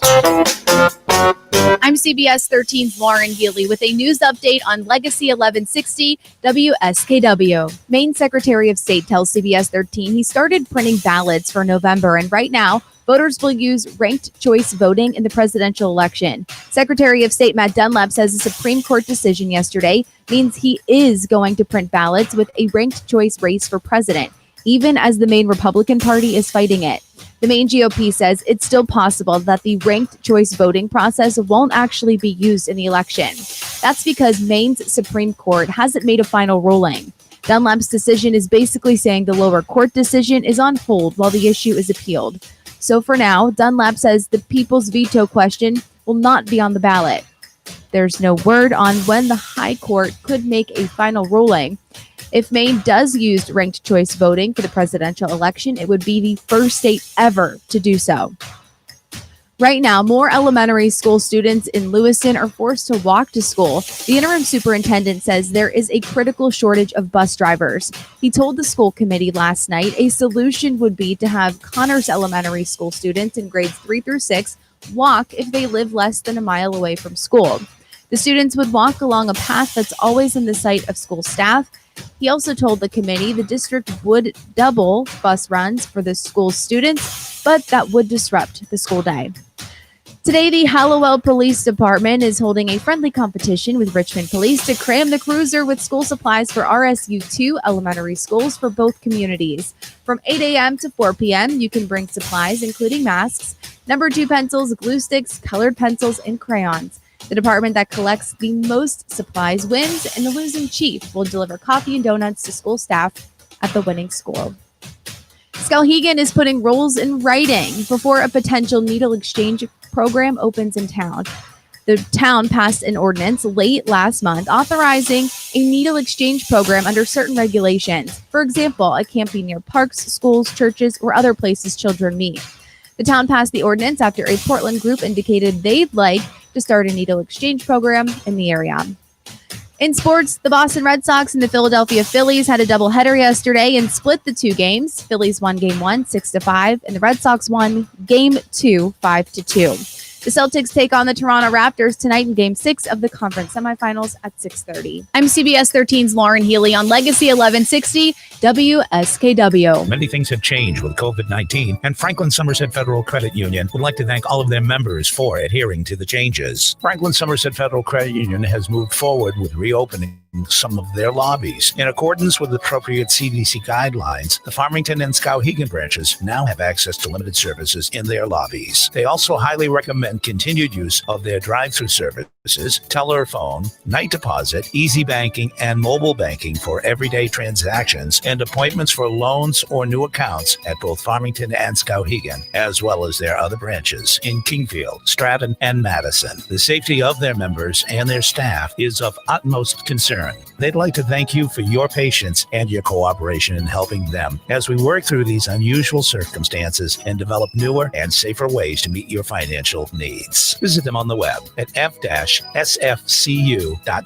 Franklin Somerset Federal Credit Union, where their most important member is you. Member NCUA and an equal housing lender. I want to tell you about the incredible items you'll find at Townline Antiques, but there's no match for seeing them in person and reliving those wonderful memories for yourself. Shop through their great selection of furniture, artwork, classic electronics, sports memorabilia, jewelry, books, glassware, home decor, and so much more. Take home a little something to decorate a room with style. Add to your collection or share wonderful memories of your past with family and friends. Townline Antiques, open Tuesday through Sunday from 10 to 5, Route 201, right on the Winslow-Vassalboro Town Line. I'm CBS 13 meteorologist Lexi O'Connor. Clouds and fog this morning, then becoming partly sunny. It will be humid with highs in the 70s at the coast, low to mid 80s inland. We'll break into some sun tomorrow, sending temperatures into the 70s and 80s. Chance for some showers or thunderstorm during the afternoon and evening. Sunny, less humid and cooler Friday and Saturday. Highs around 70, rain on Sunday. Thank you, Lexi. A little thick out there humidity-wise. We've got 67 clouds in Skowhegan, 65 in Waterville, 68 degrees with clouds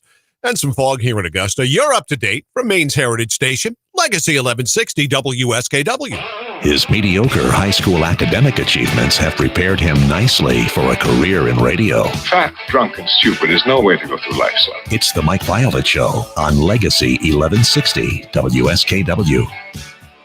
Good morning. It's 8:35. I love me a good meme, that's for sure. Some of the stuff I get sent on the Main Technology Group text line at 441-6969. Keep them coming, though. The Mike Violet Show is brought to you by Kennebec Electric and Lighting. Contact them for all your electric and lighting servicing, including expert installation and repairs. 861-7028 online at KennebecElectric.com. You can listen to the show, watch the show a variety of ways. Legacy1160.com. You can listen to us live there. That's brought to you by the Harry J. Smith Company. You can watch us on Facebook. Our Facebook live feed brought to you by Moody's Collision Center. This just the beginning, just the first 3 hours of live local talk on the radio here in Maine. The next 3 hours from 9 until noon filled by my friend, my pal, Mr. John James, with his Freedom Pep Rally coming up from 9 until noon today. Tomorrow, let's see, at 7:38, I'm just nailing this down now. Dave Bray is going to be with me. Ever heard of Dave Bray? Singer, songwriter, veteran, Navy veteran, and a nationally known recording artist. I've played his stuff on the air here, his version of the national anthem a couple of times. Dave has written a 9/11 tribute song and has recorded it, and I'll play it for you tomorrow. And Dave's on the show talking about it tomorrow at 7:38. So Dave Bray tomorrow, U.S. Navy veteran and now nationally known recording artist Dave Bray, on the show tomorrow morning at 7:30. And, of course, Friday, as always, a Thank Buddha. It's Friday. That means Travis Lesarchik. And who knows today? We might get a decision on whether or not there's going to be any fall sports as I look at a picture of a buddy of mine whose kids are going back to school today. There's 7 kids in the family. 6 are going to school. One's not ready for it yet. She's a little young.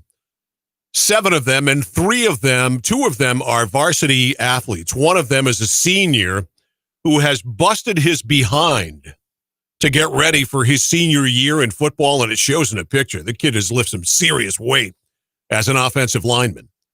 And I want him to be able to pancake somebody this year on the football field.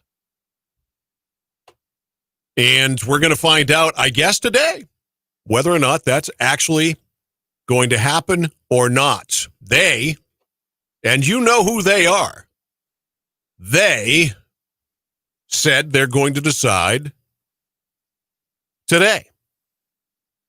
I hope they do. We need to have this decided upon one way or the other, because sitting here and waiting for this is torture. And Ernie Clark, who used to be the sports editor of the Sentinel and now is writing for the Bangor Daily News, a terrific sports writer and columnist, and he's also on the radio in the Bangor market, sometimes doing sports talk.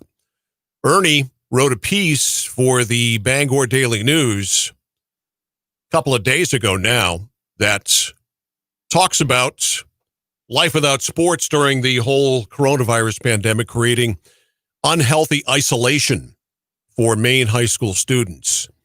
And Ernie writes, normalcy has been tough to come by during the COVID-19 pandemic, particularly for school-age kids whose classroom routines haven't been the same in 6 months. The loss has been compounded for Maine sports-minded youth by the loss of their after-school passions, beginning with the spring sports season and now stretching into fall sports activities.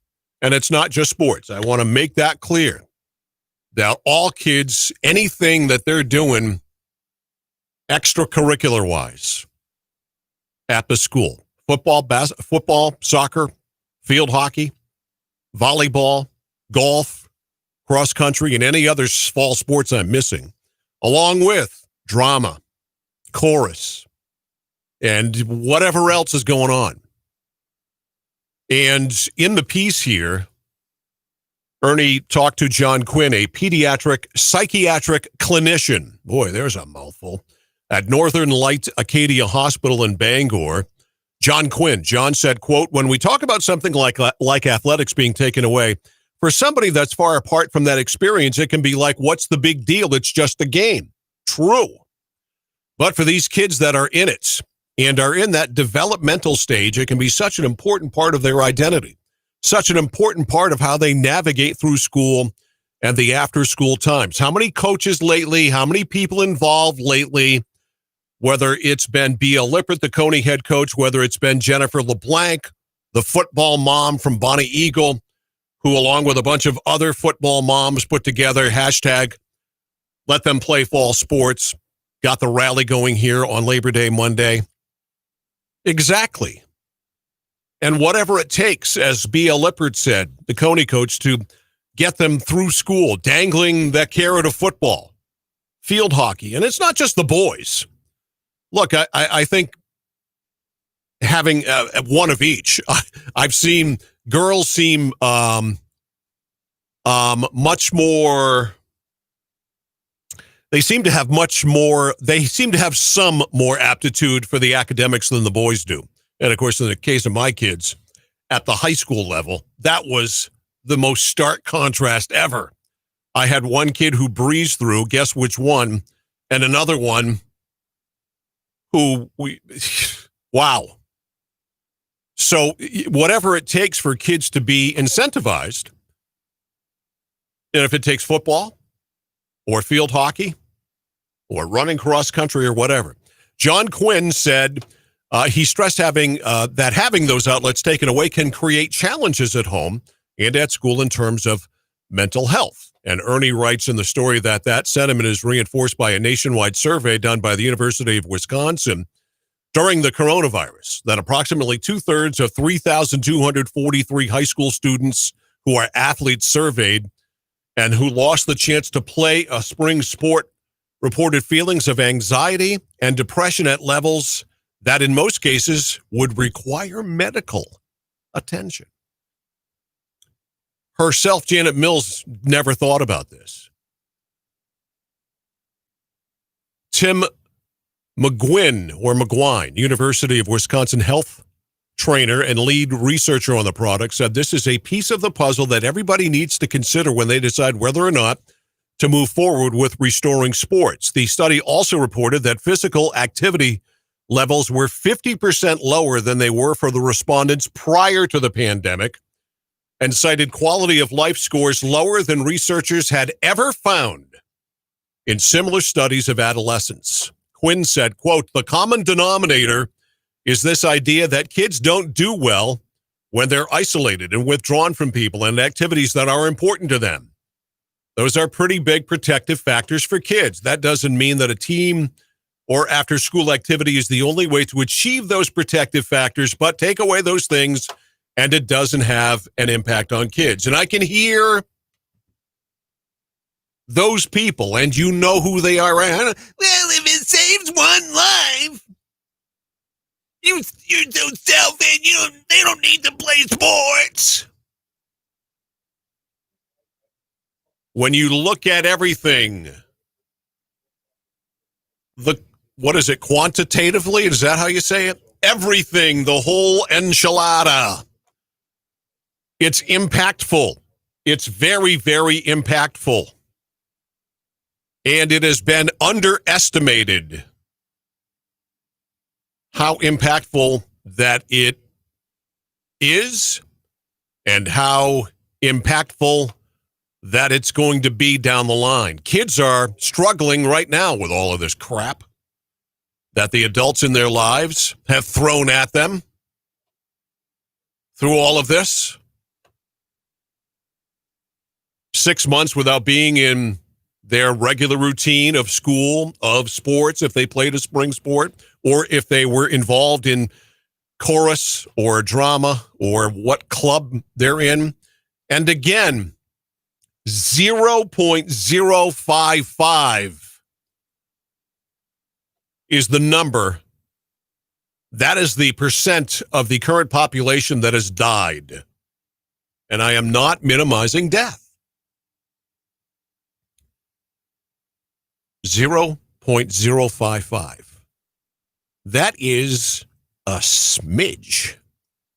That's a pinch. That is minute.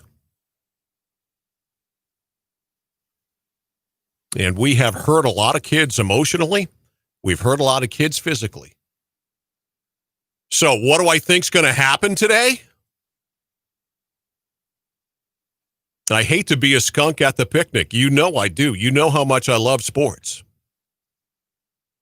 But if they come out and say that there's going to be a full schedule of fall sports, no, I won't threaten to do the show naked tomorrow or anything dumb like that. I'll be stunned. I will be absolutely stunned. My prediction, and I've never wanted to be wrong more in my entire life, my prediction is no. That's my prediction. I hope I'm way wrong. Please make me way wrong. I really hope I am way wrong. But if we've seen nothing else at all from Governor Janet Mills and those who work underneath her, Dr. Shaw, the Lieutenant Governor of Maine, as he certainly is now, and her commissioners, they have, to say that they've erred on the side of caution is truly an understatement. They've erred on the side of caution so badly, of course, that they have, I think, irreparably harmed the economy of this state. And in the process, aside from literally harming people's lives, not just their financial lives, but of course, the ensuing problems that come with that in the form of mental health problems, just like they have done here with kids in sports. They've done the very same thing. Absolutely the very same thing. There's no difference. And for that, I feel really badly. I think we all do. It's just been so unnecessary. Especially we are at the point now where we, in Bangor and some other school districts, I know there's not enough bus drivers, there's not enough teachers, there's not enough ed techs. We have, the scare tactics involved here have hurt so many things. By the way, did you, very quickly, President Trump nominated for a Nobel Peace Prize a Norwegian parliamentarian, Christian Tybring-Gjedde, a member of the Norwegian parliament, has nominated President Trump for the Nobel Peace Prize, citing his work in the Israel-United Arab Emirates peace conflict. Hey, why not? They gave Obama one, 6 months, not even 6 weeks after he took office. Anyway, I digress. Our friend Travis Lesargic just tweeting out half hour ago, I expect big breaking news today, but I expected big breaking news yesterday and nothing happened. So now what do I do? Wow. No, I think we will find out today. Someone else I know, a teacher, tweeted out, today will be interesting. Hoping for good news today. We all are, believe me, man. This is going to be looked back at September 9th, 2020 as one hell of an epic day in Maine high school sports, I think, because we are going to find out what the real deal is today. And today is going to positively affect or negatively affect the kids of the state of Maine, maybe more than any decision in our lifetimes. To me, it was an easy decision to make. Should have been made 2 months ago, We should have been able to get the seasons underway on time. And even if they do come back, and God knows, I'll take anything I can get at this point. Even if they do come back, it's going to be a shortened season. As I said, we'll take any basketball that we can get. Excuse me, I was looking at a basketball tweet. We'll take any sports we can get at this point in time. But let's hope that the powers that be, man, that comes down to one, herself. Janet Mills comes through and decides that we can have high school sports. And I hope one way or the other, no matter what her decision is, that she is accountable to the main media for it. And I hope the main media asks her some hard questions about the decision. Because the numbers say that kids should be allowed to play. 8:51. It's the Mike Violet Show. It's brought to you by Kennebec Electric and Lighting, 861-7028, online at KennebecElectric.com. Right now, though, without further ado, it is time for another edition of Swing Hard, Turn Left with Ethan Strimling. Trump boat parade results in 5 ships being at the bottom of a lake in Texas? Oh, baby, do these metaphors write themselves or what? This is Ethan Strimling with Swing Hard, Turn Left. Look, before anybody accuses me of being callous and having a dark heart, I feel terrible for these people. They've lost tens of thousands of dollars worth of boats. I hope they all had insurance. I hope the insurance companies pay through the nose. Look, if they were willing to insure these knuckleheads, then it ought to come out of their checkbook. But honestly, how good is this? How clear is this? Y'all are riding this ship that is sinking and steering towards an iceberg, and unfortunately, it's bringing the country with it, and you won't do anything about it except have your blind loyalty. You got a captain who is literally steering it into an iceberg, and nobody will even tap him on the shoulder and say, you know what, maybe you shouldn't do that. It's not good for us, and it's not good for the country. But hey, if you want to ride that captain all the way to November, and when we take back the White House, maybe that's what it's going to take for Republicans to take a hard look in the mirror and start to realize that this rightward shift you've been making for the last 20 years has not been good for you or been good for us. Maybe you'll look in the mirror and realize it's time for us to be reasonable again. It's time for us to be ethical again. It's time for us to have a little bit of empathy. I can only hope. But until then, I'll just keep watching your ships parading out on the lake. This is Ethan Strimling with Swing Hard, Turn Left. ABC Entertainment News. Will you marry me? Oh my God. That's Peter Weber proposing to Hannah Ann Sluss at the end of ABC's The Bachelor Season 24 last March. Bachelor Nation fans know that romance didn't last long, but maybe Matt James will have more luck when Season 25 of The Bachelor begins production later this month, featuring James as the first Black Bachelor. His season's scheduled to debut in January. I'm just miserable. Lunch was miserable. Everything. Keeping Up with the Kardashians is coming to a close. The family posted a statement to social media Tuesday announcing that the reality TV show's 20th season, airing next year, will be its last. Love it or hate it, Keeping Up with the Kardashians debuted on E! in October 2007 and quickly made household names of Kim, Khloe, Kourtney, Kendall, and Kylie, and mom Kris Jenner. Oh, so you a gangster? I guess so. The Chi is coming back for a 4th season. Showtime just dropped that news. Sloppy go, slop. And Adam Sandler turns 54 today. I'm Christopher Watson, ABC News.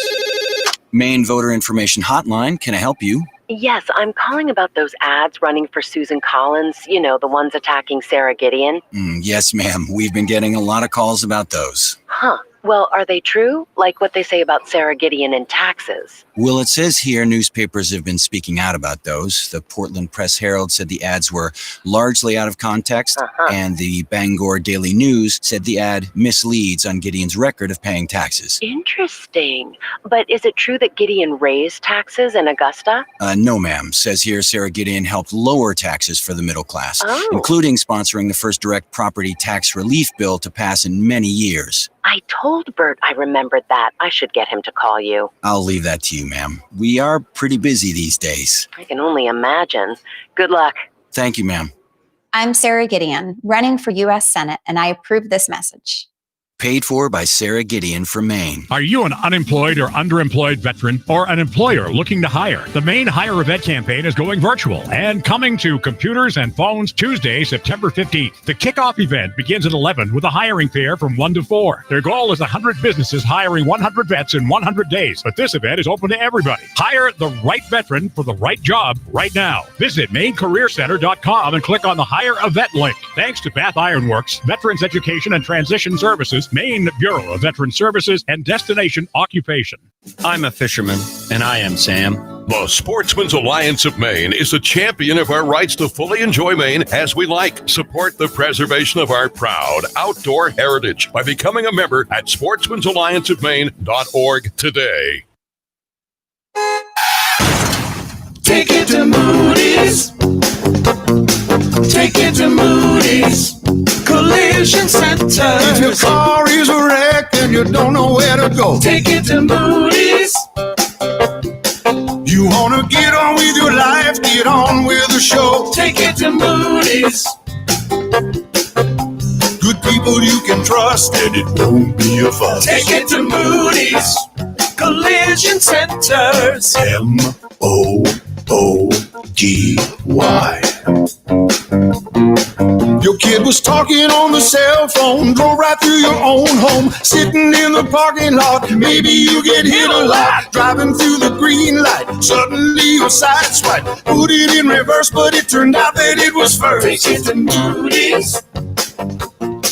Take it to Moody's Collision Centers. If you're a service technician looking for a career opportunity with great pay and benefits, and you have the experience, qualifications, and the drive to succeed, then call Bob's Cash Fuel in Madison. They want to talk to you. Starting out with just one truck for deliveries in 1981, they've grown into a locally owned and operated full-service company, offering experience and a staff of trusted, loyal professionals. Bob's Cash Fuel offers heating oil, kerosene, diesel, gasoline, propane, and 24-hour emergency service for heating, cooling, and delivery. And their new app allows you to order fuel from your phone, check account information, delivery status, make a payment, and more. Just download the app from the App Store. They can also prepare you for the hot weather with a Mitsubishi cooling and heating system featuring EcoComfort technology that lets you control each room individually, and it can be installed in less than a day with no ductwork. Get your Mitsubishi heating and cooling system professionally installed from Bob's Cash Fuel. To heat or cool and propane too, call Bob's Cash Fuel 696-3040 or visit online at bobscashfuel.com. Bob's Cash Fuel is an equal opportunity employer.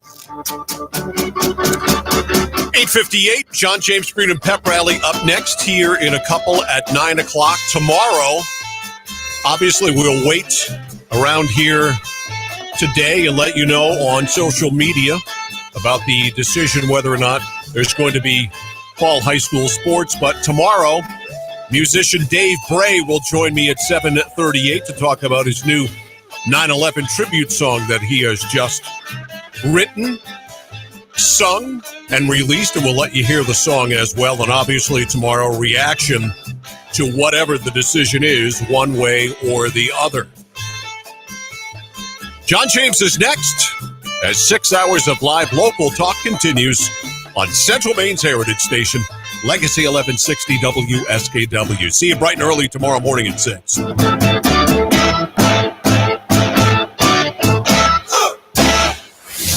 From the Home Auto Group Studios, Farmington Ford and Franklin Chrysler in Farmington.